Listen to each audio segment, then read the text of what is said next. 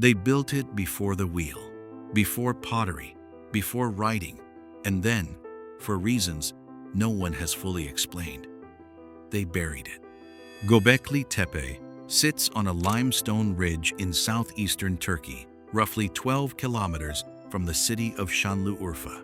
From a distance, it looks like a modest hill. But beneath it, archaeologists have uncovered something that refuses to fit neatly into the story we tell about human civilization. The site dates to approximately 9,600 BCE. That's not a typo. It predates Stonehenge by 6,000 years, the Egyptian pyramids by 7,000. And yet, the people who built it had no metal tools, no written language, no cities, no agriculture. They were, by every conventional definition, hunter-gatherers. Here is where the first unsettling realization lands. Everything we understood about the sequence of civilization was assembled in the wrong order. The standard model insisted agriculture came first, surplus food, settled communities, then eventually monuments. Göbekli Tepe inverts that entirely. The monuments came first. Did organized ritual actually drive the invention of farming? The evidence suggests it may have. And just as that question opens, the stones themselves demand attention. The site consists of massive T-shaped limestone pillars arranged in circular enclosures. Some stand up to 5.5 meters tall. Several weigh up to around 10 metric tons. They were quarried using stone tools and transported across rough terrain without wheels or draft animals. Hundreds of people had to coordinate to move them. Hundreds more had to feed those workers. The logistics alone imply a degree of social organization that archaeology had not expected at this point in human history. Each pillar is carved, and this is where the investigation deepens. Foxes, scorpions, vultures, lions, spiders, snakes, wild boars. The animals cover these pillars in precise, sophisticated relief. Some carvings show creatures mid-motion, as if caught in a single frozen moment. The craftsmanship is not crude. It is deliberate, skilled, and consistent across the entire site. Someone trained these carvers. Someone decided, with clear intention, what was worth depicting. The second chilling realization comes when you examine what is conspicuously absent. There are no hearths at Göbekli Tepe, no permanent housing, no grain storage, no refuse heaps suggesting people lived here across seasons.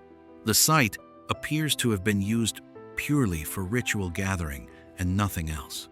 Thousands of wild animal bones suggest large communal feasts took place. But nobody seems to have stayed. People came, performed whatever was performed here, and left. Whatever drew them was powerful enough to move stone, but not powerful enough to make them settle. End quote.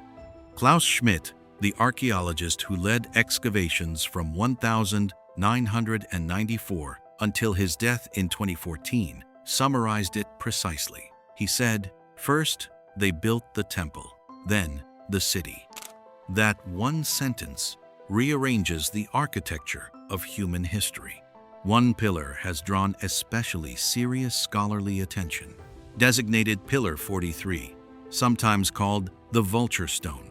It shows a vulture carrying a sphere, a headless human figure below it, a scorpion, a crane. In 2017, researchers at the University of Edinburgh proposed the carving records a specific comet impact dating to approximately 10,950 BCE.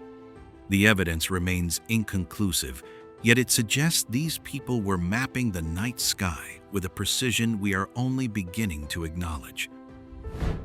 Other scholars argue the symbolism is more likely mythological in nature.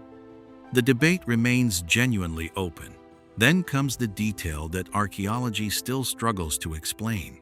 Around 8,000 BCE, the site was deliberately buried, not abandoned, buried. The enclosures were filled with rubble, soil, and broken stone. The hill standing there today is largely artificial, constructed by the very people who built what now lies beneath it. Here is the third haunting realization. Why?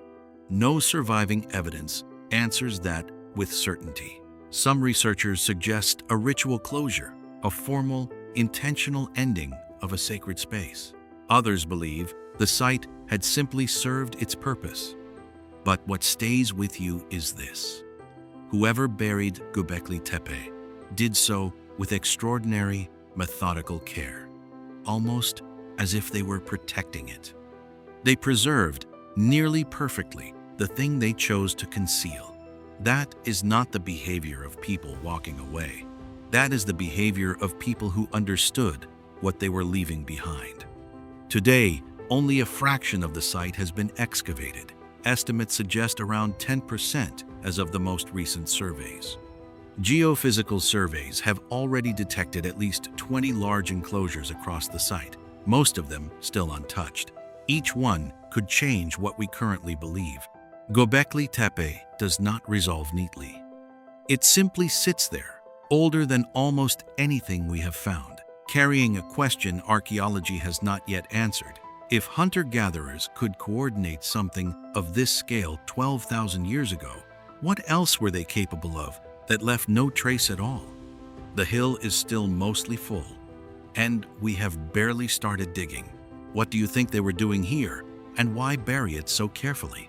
Drop your theory in the comments.